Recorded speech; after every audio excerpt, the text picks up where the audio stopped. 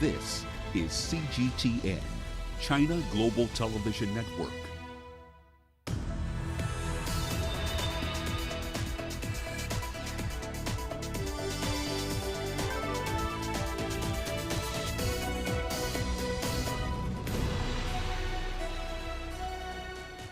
Hello there, welcome to this edition of Global Business Africa. In the course of the hour, we'll run through the business news stories you need to know about for the continent and beyond. But first, a quick run through the markets. Let's start with the wrap-up of the week. The top 40, the JSE, the EGX 30, they ended their respective trading weeks around 1.9% higher.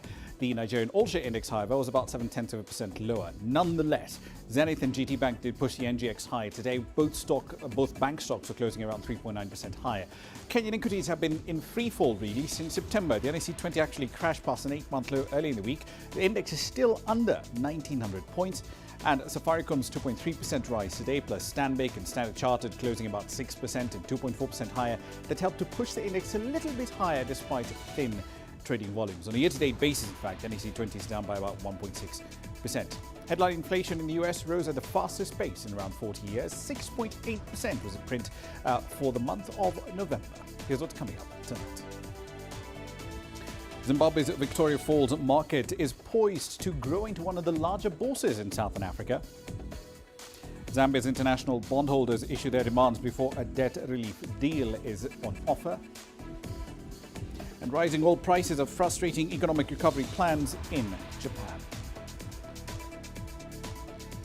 Let's start in the world of equity markets. The Victoria Falls stock market is aiming to become among the large equity markets in the Southern Africa region. That's according to investment managers who believe that the year-old bourse has now more or less found its feet. Zimbabwe's President Emmerson Mnangagwa recently launched the foreign currency denominated bourse. Farai Mukutuya starts us off tonight from Harare. When new listings dried up on the Zimbabwe Stock Exchange because it was no longer practical to raise capital in a depreciating local currency, government set up the US dollar-denominated Victoria Falls Stock Exchange, VFEX, to help businesses attract funding in hard currency. The proposition was put to the test with the initial public offering of gold mining house Caledonia Mining Corporation shares. It was oversubscribed. Quite considerably. They were looking for between 4 and 5 million. The total offers amounted to just below 8 million. So quite clearly, as a vehicle to raise capital, it's looking like it's something that can work, and it definitely passed with flying colors on that first test. More listings are in the pipeline as the one-year-old bourse starts to gain traction. We've got two others as well that are at an advanced stage to come to the market. And then we know also the government want to issue a bond as well onto the market, and then are working with their advisors, and it's at an advanced stage as well. Then in terms of trades, when we started, there was very few trades that were happening on the market. Now there's more and more trades happening. So we believe as we get more counters, more trades will happen. The market becomes more attractive, then you get more people coming in. VFEX is seen as the first step towards the transformation of Victoria Falls into an offshore financial services hub, modeled along the lines of Dubai and Mauritius. A raft of incentives, including exemption on capital gains tax, are being dangled before investors in order to attract more participants. However, a few kinks still need to be ironed out if the exchange is to meet government's ambitions. There's need for a more transparent settlement system that will give confidence to foreign investors to put their capital and be able to extract their capital once they've made their profits. I think issues around that need to be addressed. Those are very fundamental. To date, 3 counters are listed on VFEX. Farai Mukutuya, CGTN, Harare, Zimbabwe. On to East Africa now. The Kenyan President, Uhuru Kenyatta, has signed an amended law that gives Kenya's central bank the power, the legal authority, to license and regulate digital lenders. Now, these companies now have 6 months to apply for an operating license at the central bank. Lenders will also have to honor existing consumer and data protection laws, with firms maintaining the confidentiality of data acquired from their clients. They'll also need to make very clear disclosures on pricing, the consequences of defaulting on loans, and they have to clearly outline as well debt recovery methods in the event of default. Now, mobile lending has thrived in Kenya and other countries where many residents often don't have bank accounts and can't take advantage of conventional financing methods.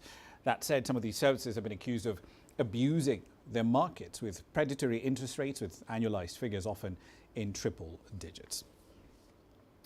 So let's explore how exactly this new law will change the landscape for these digital lenders. Often they're non-deposit taking entities. Anne Stella Mumbe is a country growth manager at Tala, one of the key mobile lenders in the region. She joins us now live on the program tonight. Thank you for your time this evening. So as non-deposit taking digital only lenders, how does this law change your operations? Yeah, thank you so much, Rama. For us, we are very pleased to have had the opportunity to inform the final legislation that we currently have. We do think that, being properly implemented by the CBK, this will ensure that we have ongoing flow of credit to Kenyans and specifically small businesses. So as you've already mentioned, this is some of the challenges that we have historically seen in the market.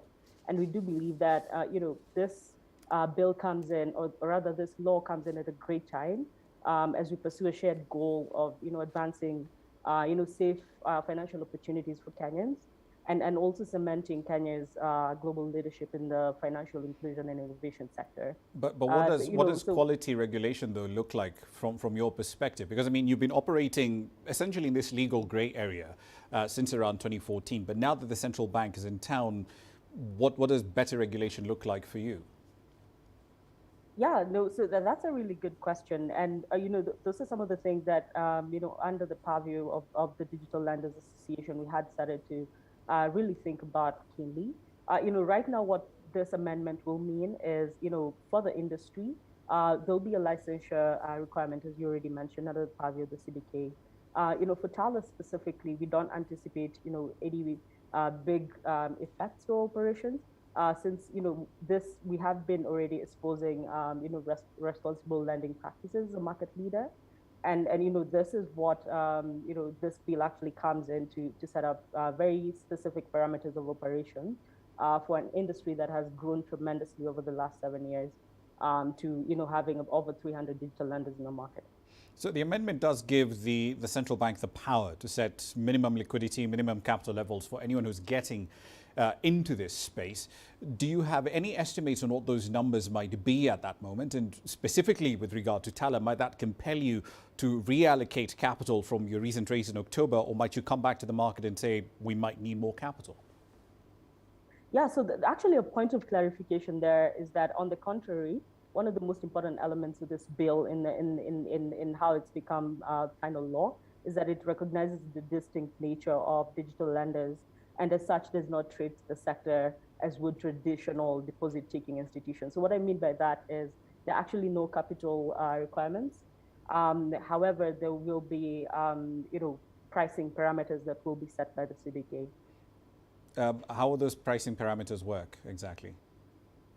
Yeah, so right now, what we know and what the CBK governor has mentioned as of last week is that they intend to work very closely with the sector to just ensure that this pricing parameters take into consideration the fact that digital lenders actually lend off of their own funds and their own balance sheets, and as such are offering unsecured and uncollateralized loans. And as such, that might look different from your more traditional institutions that have been lending, in the market for many, many years.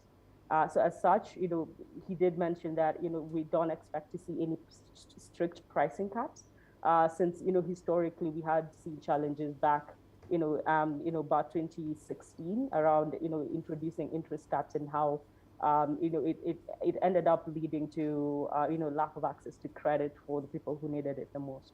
Yeah, but that was a banking sector thing. It barely affected the digital lending space. Yes, but the lendings are transferable, which is the most important part, in the sense that the people who become most affected by strict pricing caps are mostly the small businesses and Kenyans who are already excluded out of the formal economy. So it becomes increasingly important to keep that in mind. Specifically around just ensuring that consumers have a safe operating environment and they're not being extorted, while ensuring that, access to credit still remains true for majority of Kenyans. That being said, what about the question of clarity? Because at least with banks, if I go to a bank and I say I want a loan facility, I want an overdraft, the terms on which they're going to be offered is relatively clear. The language tends to be fairly standard. I know what an interest rate is, but within the digital lending space, what I often see are service fees, which strictly speaking can mean anything. It could be, simple interest rates, it could be compounded interest rates over 30 days, over a month or whatever. Will that change with this law? Yeah, no, what you bring up is a really good point, Ramah, because, specifically at Tala, we're very strict around making sure that customers understand the fees that are charged. And on our end, it's a one-time fee that is charged on, on the loan that is taken. However, it has been a case in the market where we've had rogue lenders who don't make the terms, very straightforward for customers. And as such, ends up being, as you mentioned, some types of compounding interest over time, etc. So, for us, we think that this bill is quite timely in that it will streamline the industry and set some very strict, modes of operation that all digital lenders need to subscribe to. Walk me through the rationale for describing those charges as a flat service fee, because someone would look at it and say, yeah, but if you're lending money, right, to an individual for short-term working capital or whatever needs they may have on the other end of the on the other end of the transaction, strictly speaking, that looks basically like an interest charge. So why call it a service fee and not just an interest charge? Yeah, so for us, we actually just call it a fee, not necessarily a service fee. And for us, it's we think about it as, when a customer comes in, then this is the cost of being able to offer this service. And as such, we charge between 5% to 19%. And for us, we think about it as, sort of risk-based pricing. So, the rate that a customer gets changes depending on, the credit risk profile that our machine learning models classify them as. So as such, for us, we see it as sort of, a one-time fee that we're able to charge based on, the credit risk profile that you fall into to be able to offer you the loan. And, that amount remains standard for the period of the tenure of the loan that you've taken. Does this, from your perspective in Tala, does this sort of even out the playing field between firms like yours, which are non-deposit taking, and then you've got the banking side of operations, so competitors like NCBA, Equity, KCB, who are really big into also providing roughly comparable products as well. Does this level the playing field between those two sides of the market? I'd say, in some sense it does, but not necessarily. As I mentioned before, one of the things that we did, we'll work very closely with the regulators on is just the ability to recognize, the distinct nature of digital lenders and the fact that we're non-deposit taking. And as such, the pricing parameters specifically would look very different on that front as compared to, for example, a bank that is, lending off of some of the deposits that have been made, from their customers. Right. So ever since the pandemic hit, the central bank, of course, has suspended negative listing of persons in credit reference bureaus, I believe twice now. How's that changed business for you? Yeah, so, that's a really good question. So, for Tala specifically, we've remained very much in business. And, our lending trends have returned to pre-COVID levels as of Q4 last year. We had been unable to list on the CRB since last year, despite the new, mandate that was given to the president this year. And, as such, being a tech company and a fintech, we've had to really rely on our machine learning models to underwrite a lot more, and this will continue into 2022. However, we're for the opinion that, this, the issue of the CRB listing continues to be, a double-edged sword in the sense that, provided, different banks and digital lenders and other financial institutions do not have the capability to list in the CRB, it removes the benefits for good borrowers to get their credit history in the formal systems, in addition to ensuring that, there's no incentive to perform well among, other borrowers. So as such, we do believe that, there's still a very, very big opportunity to work collaboratively with the regulators to just figure out how do we have proper oversight over this challenge, address some of the existing problems that we have seen around the use of the CRB, while still ensuring that we're figuring out a regulatory framework that still works, for the financial institutions as well. But how exactly will that work in practice? Because even if, for argument's sake, if the Digital Lenders Association set up its own, I guess, industry-backed, industry-funded credit reference bureau for its own purposes that its members could utilize, you'd still have to get that registered and regulated by the central bank under the CRB regulations of 2019 and 2020. So essentially, it seems like you're back to where you started at the same time. If CRB regulations, if the central bank is basically saying you can't list people over X period of time, and then the same guys who are approving the rule set, where does that leave you as an industry? Yeah, no, definitely we are caught between a rock and a hard place, and that is not just for us. I think it also reflects with the banks as well. So for us, we think about it as how, while still under the purview of the CBK, how can we figure out proper parameters for listing, right?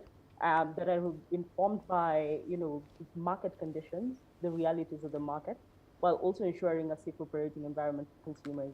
I do believe and feel very optimistic that there is a middle ground that exists there. However, it's up to all the stakeholders to get on the table to figure out what that would look like collaboratively. Similarly to the CBK amendment bill that we currently have, that is a result of all the stakeholders actually coming together to figure out the proper ways of setting up regulatory frameworks.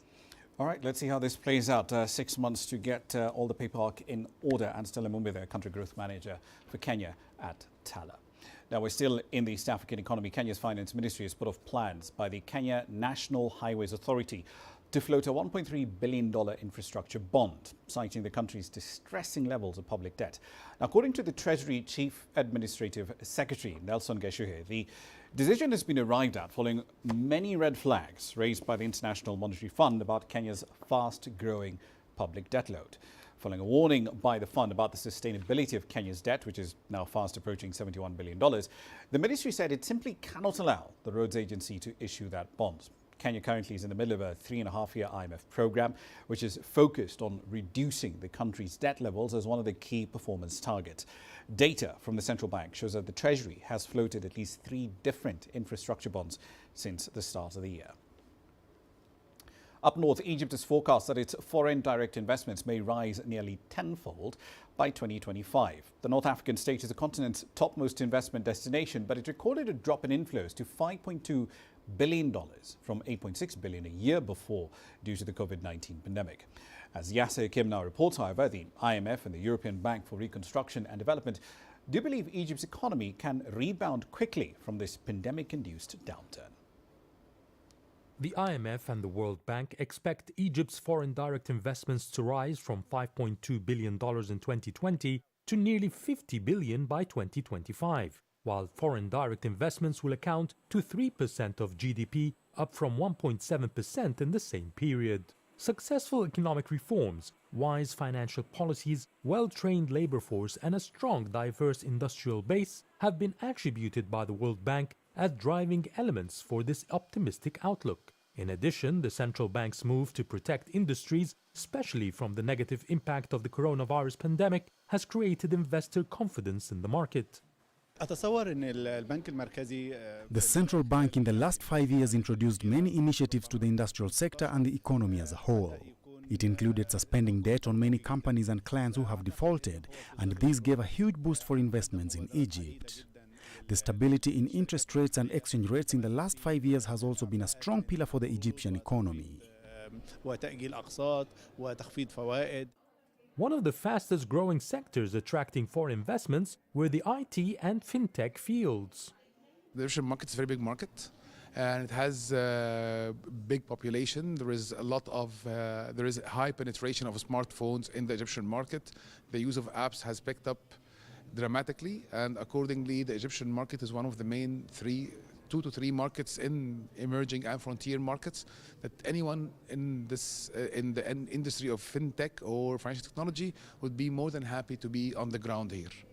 The government has also been working on encouraging investors to tap into the manufacturing and industrial sectors on a larger scale. We work in different industries, including pharmaceuticals, food, medical equipment and manufacturing. We think Egypt provides a lot of opportunities for investments in various sectors. We have one of the highest economic growth rates, especially amidst the COVID-19 pandemic, and the state is making huge expenditures on infrastructure, which in turn benefits a lot of sectors. The industrial sector accounts for about 16% of the GDP and would soon increase with the inflow of FDIs. As the global economy reopens and slowly recovers from the economic effects of the coronavirus pandemic, experts and the IMF believe this will bring with it more opportunities for investments in the North African nation. Yasser Hakim for CGTN, Cairo.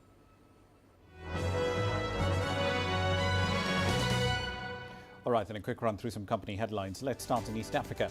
Safaricom plans to lease and occupy an office building by the start of next year in Addis Ababa as a base for its operations in Ethiopia. The move is an indication that the telco does remain bullish on its expansion plans, despite the ongoing conflict that has threatened to disrupt its operations in the country. Safaricom just last month evacuated some of its employees from Ethiopia because of the armed conflict, especially in the country's north.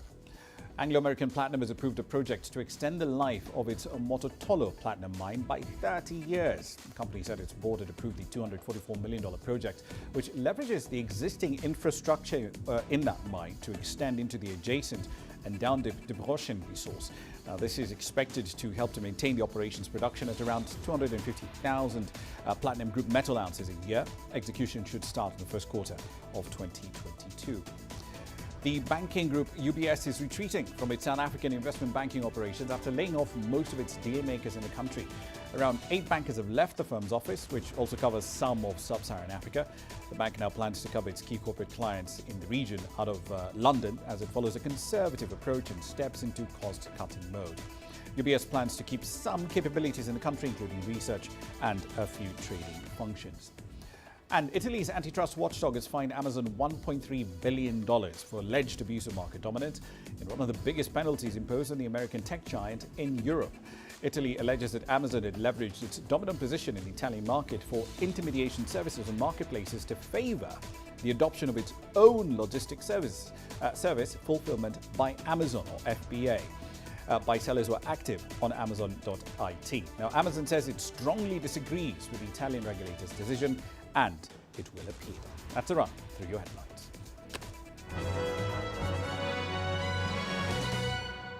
You're watching Global Business Africa. Time for a short break. Here's what's coming up next.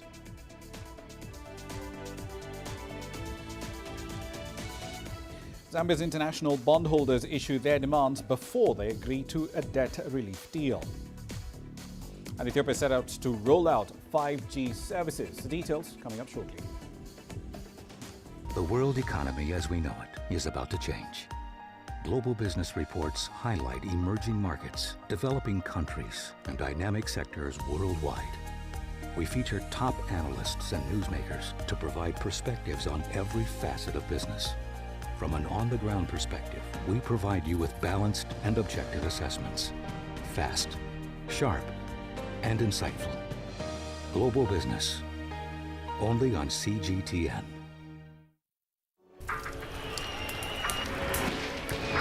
So this is it. I'm just about to be shot. The little tents here, bottles are being thrown as they do so.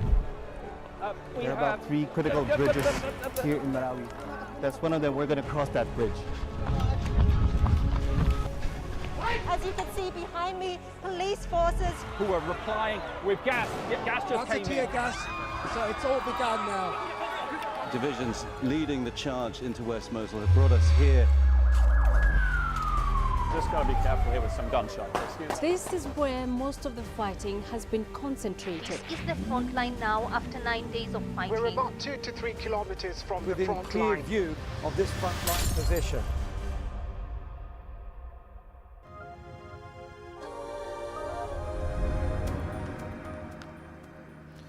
Welcome back to the program. A group of Zambia's international creditors say the country needs to provide more details on its recently agreed to IMF program and its own economic reform plans if the two sides are to strike a debt relief agreement. Now, the group is made up of international funds that own the country's now defaulted Eurobonds, roughly $3 billion worth. Its representatives also say that it's crucial that China, which has also lent heavily to copper-rich Zambia, provides a comparable degree of debt relief. After months of talks, Zambia's new government, headed by the president, Hakainde Hichilema, arrived at a provisional agreement on a $1.4 billion three-year IMF deal that will require it to slash spending and cut politically sensitive subsidies on power, fuel and farming. Zambia's external debt includes about $3 billion, as I mentioned, in international bonds, some $2.1 billion that's due to multilateral lenders like the IMF, and another $3 billion that is owed to Chinese entities. Ethiotelcom, Ethiopia's state-owned telecom service provider, has announced plans to start 5G network trials. Now, the company is implementing the project using tech from Huawei. 5G is set to be introduced to deal with a high volume of data transmission in fairly dense urban areas, particularly by upgrading the existing 4G infrastructure. 5G transceivers will be first set up in hotspot areas in Addis Ababa, including the areas around the head office of Ethiotelcom and Bola International Airport too. This development puts Ethiopia among the continent's early 5G adopters, alongside South Africa and Kenya. Somalia's banking sector has pledged to provide more funding to boost youth employment at the end of a three-day annual Mogadishu Tech Summit. According to Somalia's central bank, the financial sector provided about $10 million in funding last quarter to support startups set up by young people in the country. Mohamed Kahir has the details from Mogadishu. As the curtain closes at annual Mogadishu Tech Summit, young Somalis with business ideas have something to smile about as they receive funding for their dream business project. Thamaraj Group is a fresh fruit and vegetable delivery service that connects farmers directly to consumers. They were awarded $5,000 to help run their business effectively. Kamal Mahmoud Osman, who is the founder of the ambitious project, says the financial support is very vital. We appreciate iRise Hub. Our team would also like to thank both local and the international banks for playing a key role in financing youth business startups. Business ideas will not work if there is no financial investment. The International Bank of Somalia, which is a member of Bankers Association in the country, that brings together more than 13 banks, has set aside $3 million to create employment opportunities for youth across the country. We have pledged to provide $3 million in the next 3 years to create employment by supporting innovative business ideas for young people across the country in collaboration with local and international organizations. According to the Central Bank of Somalia, the economy of the recuperating state is expected to grow 2.9% this year, in line with IMF's forecast. Livestock sales, telecommunications, and remittances from Somalians working outside the country is key for Mogadishu's economic growth. Mohamed Kahir, CGTN, Mogadishu, Somalia. South Africa's President Cyril Ramaphosa took part in the Dakar International Forum alongside his Senegalese counterpart Macky Sall. The two leaders engaged in bilateral talks and signed a memorandum of agreement between the two countries. In his speech later on, President Ramaphosa extended his gratitude to President Sall for the solidarity shown by the country amidst the travel bans that have been imposed on South Africa by other countries around the world. J'ai également exprimé au président Ramaphosa I expressed to President Ramaphosa my satisfaction with the quality of our bilateral cooperation. This cooperation includes air transport, reciprocal promotion and protection, investment, defense, agriculture, culture and the arts, as well as visa-free travel for official passports. We also want to boost our cooperation by promoting trade, developing partnerships, and especially collaboration between our two private sectors. This is the meaning of the agreements that our two delegations have just signed. The objective of this visit was to consolidate the bilateral relations between South Africa and Senegal, and also to reflect on the progress that we have made since our relations started. We have signed a number of memoranda of understanding as well as agreements. These include a memorandum of understanding on political and diplomatic consultations, on agreement on a joint commission for bilateral cooperation, and an agreement on scientific, technical, economic cooperation in the field of fisheries as well as aquaculture. This visit has been an opportunity to explore deepening relations across the spectrum of our respective national priorities. Now, South Africa's popular attractions are seeing very little traffic in the last 2 years due to the recent discovery, part of the Omicron variant. In 2019 and in 2020, the UK, Germany and the US were South Africa's top 3 sources of foreign tourists. But a combination of domestic pandemic restrictions and travel bans are now seeing tourist traffic and spending from these countries and others drop significantly. Rushdie Harper's tour company in Cape Town was just starting to recover from a disastrous COVID-19 lockdown that had forced him to sell his house just to keep the business going. Then the Omicron variant of the coronavirus struck. 50% of our bookings actually were cancelled for December alone. And at the moment, for January, is about 40% that have been cancelled. So in terms of giving you figures, that would turn up to, as a small business like ours, we're a very small business, that's probably about R1 million worth of business that has been lost. Until then, Harper's Wow Travel and Tours, for which foreigners make up 80% of business, had been looking forward to a bumper Christmas season when travelers from a cold northern hemisphere, mostly Britain, the United States and Germany, typically head south for the sun. But Omicron's sudden emergence last month prompted the imposition of international travel curbs on Southern Africa. When we did a SNAP survey from the tour operators, it was about R1 billion worth of cancellation. That was on just SNAP survey. It could be more. That doesn't include airlines cancellations. That doesn't include the expenditure that the tourists were going to spend at restaurants or at courier shops, for transport, and many other things that they could have done on top of what they already had booked. So in other words, it could easily be a R3 billion worth of cancellation that we've just seen. A succession of tough lockdown restrictions has hammered a local tourism sector dependent on foreign tourists as businesses close their doors and shed thousands of hospitality jobs. Now, travel restrictions imposed by the European Union, Britain and the United States because of Omicron have seen the region's 3 biggest markets cut off. We need inbound tourism. We do have a market for domestic tourism, but it is not as viable economically as much as the international travelers because it's about the spending power. Total foreign arrivals slumped by 71% to less than 5 million in 2020 from just over 15.8 million in 2019. Abundant wildlife, stunning scenery and renowned vineyards have made South Africa one of the world's big long-haul travel destinations, establishing tourism as a pillar of the economy. Alexandria Majala for CGTN. We've just gone past 18:30 GMT. You're watching Global Business Africa. Here's what's coming up next.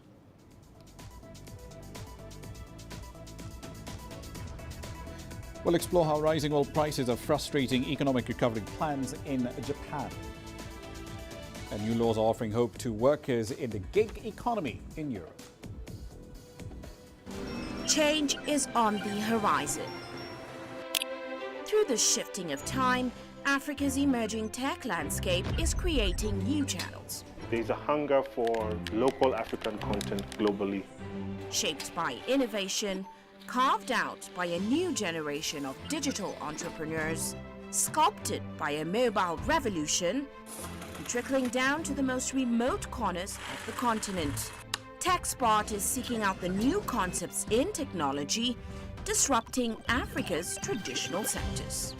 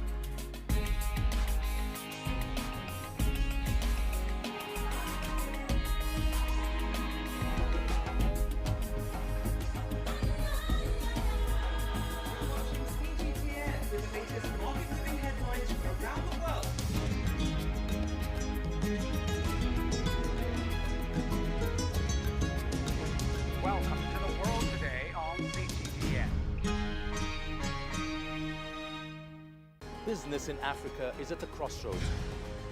We celebrate those who are adopting and thriving despite the challenges, from grassroots to big businesses. Global Business takes you along for the ride as we track the making of a giant. Only on CGTN.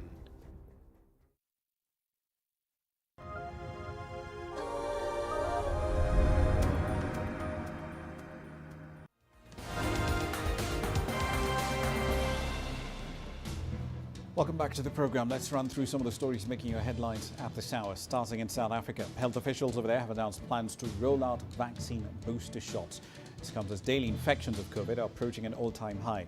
As of Thursday, the country recorded some 22,000 plus new COVID cases. To date, 38% of South African adults have been fully vaccinated. Locals in the Democratic Republic of Congo are reporting a militant attack in the country's east. According to the deputy mayor of Mangina, the assault took place on Wednesday night. The militants attacked the rural commune located in North Kivu province. An unknown number of people also kidnapped. Residents allege that the ADF rebels were behind this attack. The DRC and Uganda carrying out a joint military operation against that militant group. And finally, New Zealand will ban the sale of tobacco to its next generation in a bid to eventually phase out smoking altogether.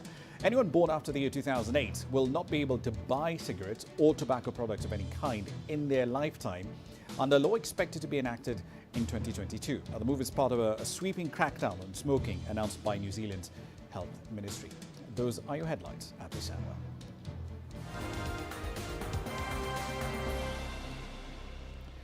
Japan hopes to boost its economic recovery after a prolonged state of emergency due to COVID-19. But rising oil prices have led to an increase in commodity prices, and that's only adding to the strain that's facing households and businesses there. CGTN's Terence Terashima reports from Tokyo. In recent months, gasoline prices in Japan have soared to a 7-year high, and kerosene prices have risen to the highest level in 13 years. It's led to higher electricity and gas prices, and the increase in transportation costs and the weak yen have also bumped up the cost of flour, cooking oil, and daily necessities. Some vegetables prices have risen by 20 to 30% recently.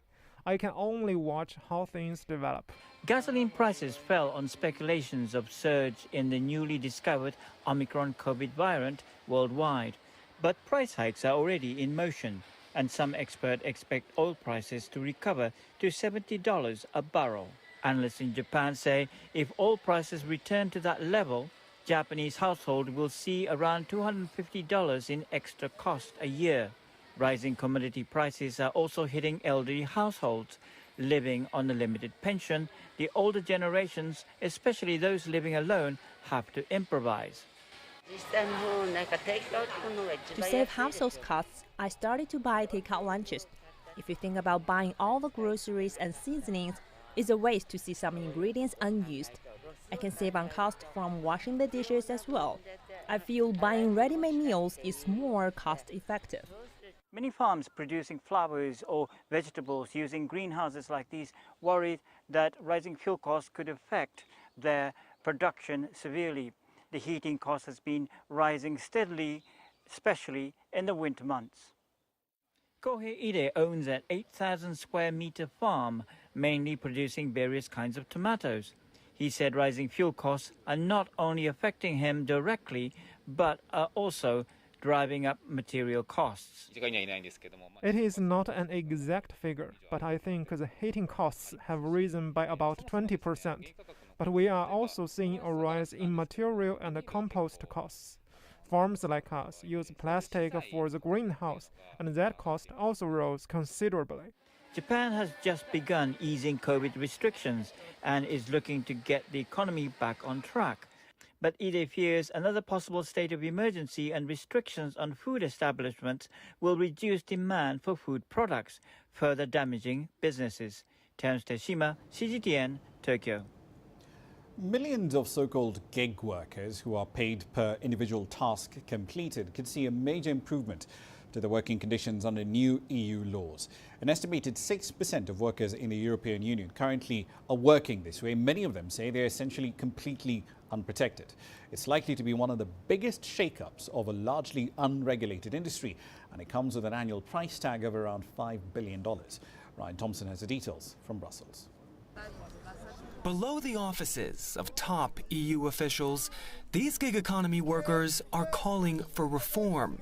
They're chauffeurs, food delivery drivers, and Airbnb hosts. But in most cases, they don't have the same employment safety net as other EU workers. We have no social protection because, unfortunately, the gig worker framework doesn't provide that in Belgium. I once got into an accident on the highway and the insurance from the delivery companies didn't cover anything. The gig economy follows a fractured rulebook across Europe. It's estimated to employ over 28 million people, but many countries have not adapted salary and social security laws to meet their needs. In other cases, regulations have led to all kinds of problems, and hundreds of legal cases are now on the docket at European courts. But after shying away from this issue for many years, Brussels is now ready to get involved.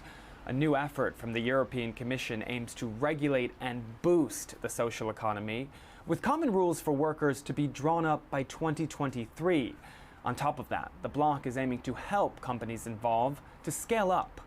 Platform workers deserve the same level of protection than everyone in the EU under our social model.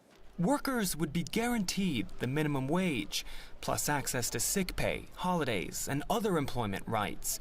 But it comes at a major cost to companies, more than $5 billion extra each year, according to the EU's own estimates.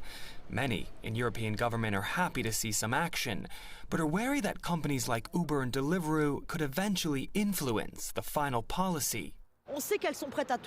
We know they're ready for anything. They're ready to take out their big guns to avoid having to take on these new responsibilities as an employer. We'll be vigilant until the end of this fight, but today we're proving that the power of money is inferior to the power of people who are fighting. Despite the announcement, not all workers in the gig economy are celebrating. Emil has been out of work as an Uber driver since a Belgian court blocked the app from operating in late November. He's eager to start driving with them again, but worries that too much regulation could push them away. If the Commission goes a bit too far, it's going to risk messing up the relationships that are currently in place. They need to find a middle ground for the worker, protecting their rights, their social rights, but not scaring away the platforms. The perfect compromise could take many years or decades even to come to fruition. Ryan Thompson, CGTN, Brussels. Historically, Latin America has had a deficit in education, and some experts fear it'll only get worse with the world's rapid technological advancements. According to the World Economic Forum, in the next decade, it's thought that 9 out of every 10 jobs will require digital skills of some sort. One Colombian company is trying to bridge that skills gap. CGTN's Michelle Beguet has that story. Digital skills will be at the top of the list in job requirements in just 10 years' time. So much so that the World Economic Forum ventures to say 9 out of 10 workers will require these skills. So where does that leave Latin America and its developing nations? The problem is huge. Only 1 out of every 10 schools in the world teach computational thinking. And in the Americas, the problem is bigger, with 1 out of every 100. What Arucay does is resolve that problem. Our mission is to democratize digital learning, no matter where they live. Ricarte is the founder and CEO of Arucay, a Colombian company that provides computational thinking and programming courses for 300 private schools across Colombia. They have also begun expanding to Mexico and Brazil. Their software allows them to reach every corner of the country. They just need the Wi-Fi connections. They say more than 4,000 teachers have been trained and more than 100,000 students reached. But there is no denying that countries like Colombia still have a ways to go in internet connections, computers, tablets, and even educators who can teach digital skills. That is what this country needs to invest in, says one Colombian professor. He says job opportunities are now being lost because of Colombia's digital deficit. The majority of the population doesn't have access to those resources, and so the gap is high when it comes to jobs. There is a demand in development of technology as different companies are coming to Latin America, but we can't cover the demand. Arucai's founder says it's a call to action that should be seen as a development opportunity. Let's go from rhetoric to action. I have presidents in videos saying we need to change the curriculum, but it's been 2-3 years. The educational system, because of its high regulatory policies, it moves slow. We need to do this now. The World Economic Forum says in 10 years' time, 1.2 billion employees worldwide are expected to be affected by this development. That's 50% of the world economy. Michelle Vega, CGTN, Bogotá, Colombia. Now, with the holiday season pretty much around the corner, families and friends around the world are going to be gathering together to celebrate and to exchange presents. But the plastic packaging on those gifts are causing a significant impact in our environment. Kitty Logan has this report from London. Christmas, the season of giving. But what exactly is hidden in our parcels? This shiny wrapping paper contains elements that won't decompose. Sellotape is made of plastic. So is this colourful ribbon and decorative bow. Government figures show the UK creates over 100,000 tonnes of plastic waste during the festive season. Most of these items can't be recycled. All of that waste that we enjoy for just, a minute as we're opening our presents or opening the food, it doesn't just disappear when we put it out after Christmas. It ends up polluting our environment, our beaches, our rivers, our seas. Putting more festive treats on our plates than we can really eat also generates vast amounts of food waste. It's very, very important to choose an eco-friendly menu and a good menu because food has a huge, huge impact on nature, on deforestation, on biodiversity loss, on climate change. Selecting more vegetarian meals or using local and seasonal produce all helps. And while we enjoy consuming at Christmas, we can try to avoid the plastic which comes with it, even thinking about how we shop, leaving the car at home. For those who celebrate, Christmas is a time of great indulgence with drinks, food, gifts and celebration. But the problem is, all this also creates excessive waste. We're also using more energy lighting up for the festive season. Campaigners say choosing LED bulbs can make a difference. They also recommend swapping plastic decorations for something more natural. Buying a real tree locally helps make Christmas greener too. This tree farm plants plenty more to keep capturing carbon. Important too to compost the tree at the end of the season. A potted tree to replant later, even better. And top of the Christmas list to protect the environment, eco-friendly cards. We send so many Christmas cards every year. In fact, if you lined them all up, they would wrap around the world 500 times. There are sustainable paper alternatives. Anything plain can be recycled. We can change what we buy too, choosing plastic-free toys. The tree we buy, the food we eat, everything, no matter small or big, can make a huge difference. But one of the best ways to achieve a green Christmas is to avoid giving those unwanted gifts. Kitty Logan, CGTN, London. All right, then a quick run through commodity prices as we get into the next part of the bulletin. Spot gold prices around 0.3% higher early in the day, around 14.46 or so GMT, and around 17.80 an ounce. At this point, pretty much all the commodities we track here have had a fairly decent year. Brent up 53%, coffee's up over 80% to decade highs, given adverse weather in Brazil, a key producer of that commodity. Cocoa futures are flat, and the spot platinum prices have fallen by over 12.5 At close to $70,000 though, cobalt prices in London have gone up by around 120% so far in 2021. Here's what's coming up next.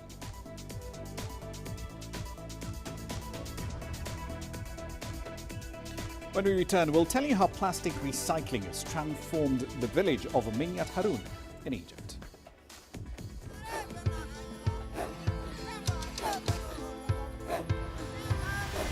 Africa is a continent of diversity, with varied climates and enchanting geography, and a people so distinct, but with a shared enduring spirit. We are at the heart of the continent to bring you the untold stories. Let's have a look. We celebrate Africa as it shapes its own destiny. Tunis, Cairo, Juba, Ethiopia, Tanzania. Africa Live. Find your voice.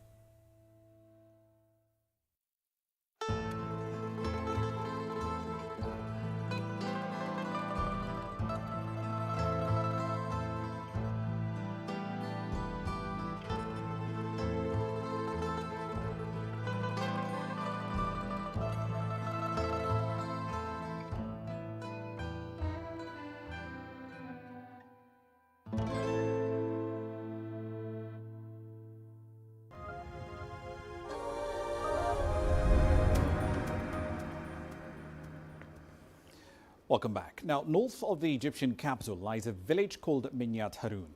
In recent years, the entire town has been getting a fair bit of attention for its growing production of products made from recycled tires. In fact, the bulk of the local economy there is now focused on collecting, cutting, processing, shredding tires and then recycling them into brand new products, everything from cars to cement production, even art. Here's CGTN's Adel Mahrouki with that story on Grassroots. 70 kilometers north of Cairo, in the heart of the fertile delta, lies Mit al Harun village. Yet the visuals of agriculture activities dominant in this part of Egypt are absent. This town is almost entirely industrial. Their business is recycling vehicles' tires. We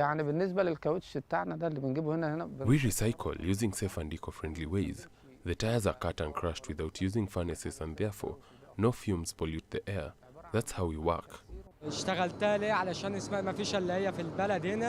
worked at this workshop because there are no other kinds of jobs in this village. It's a good job that pays well. All of my family work in tires.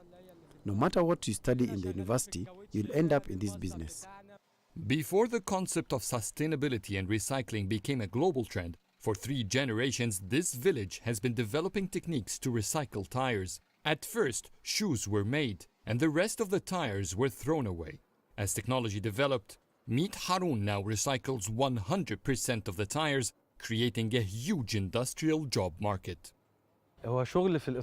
This business didn't only provide jobs to the residents of this village, it offers jobs for the whole neighboring villages. Unemployment rate here has become 0%. Everyone has a job. Any used tire across Egypt will some way end up here. The inner rubber tube gets turned back into natural rubber. Wires get extracted to either become construction material or once again melted into iron. If it won't be used to create a handmade product, the rest of the tire is crushed into powder, which gets exported and used in insulation material or plumbing equipment. Our biggest challenge is the supply of electricity. All this industry here is built upon personal initiatives. The government doesn't support us with the infrastructure needed. Kafr Mit Harun could be helpful for the entire region. Kuwait, for instance, has one of the world's largest tire dumps, which causes major environmental damages. Our village can absorb tens of millions of tires a year. This village is surprisingly growing fast that it has an appetite to consume all used tires in the Middle East. With the government support, Mit al Harun could turn these individual initiatives into an organized industrial zone that could expand much faster than its remarkable current rate. Adel Mahroui, CGTN. One last story for you. This week, some 60 years ago, Tanzania became a sovereign state. It wasn't called Tanzania back then, though. It was Tanganyika.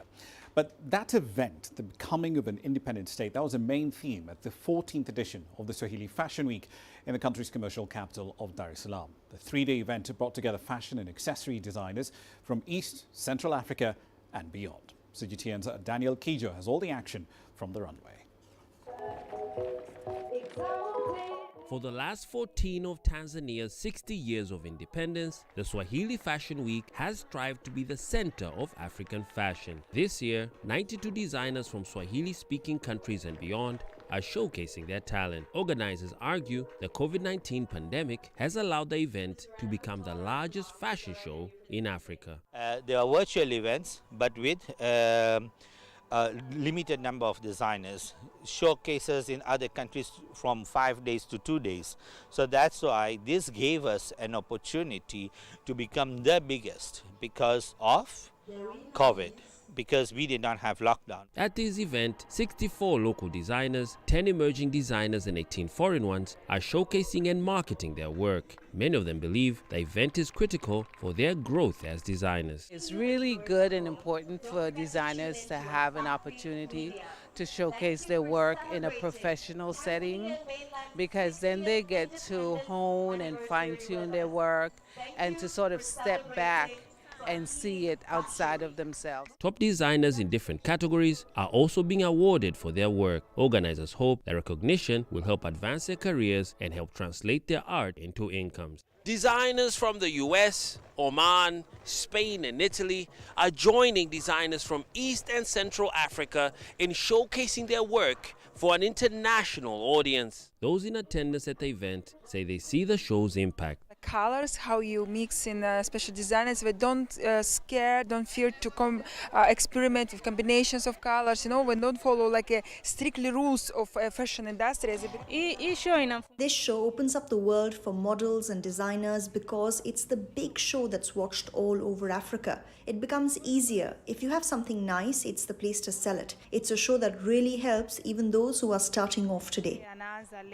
Despite the strides made over many years, organizers feel more needs to be done to gain the kind of international recognition they desire. They hope that with each year of staging the show, they get closer to making African fashion truly global. Daniel Kijo, CGTN, Dar es Salaam. All right, then a quick run through the currencies. Let's focus on Ethiopia for this segment. Ethiopia has a $33 million coupon payment due on its Eurobond, its 2024 note, due tomorrow. Yields on that note have soared steeply since November. They've actually gone as high as 23%. The country's currency, the birr, has lost about 25% of its value against American dollars so far this year. It's closing in on the 50 birr to the dollar mark in formal markets. In the parallel ones, it's slightly higher. Ethiopia's had a fairly thin FX reserve position for some time now. Reserve coverage, at least by the end of June, was equal to 2.5 months of imports. That's it for this edition of Global Business Africa. As always, we'd like to hear your thoughts on the content you've seen on the program. Many ways to get your thoughts back to us. All of them are on your screens right now.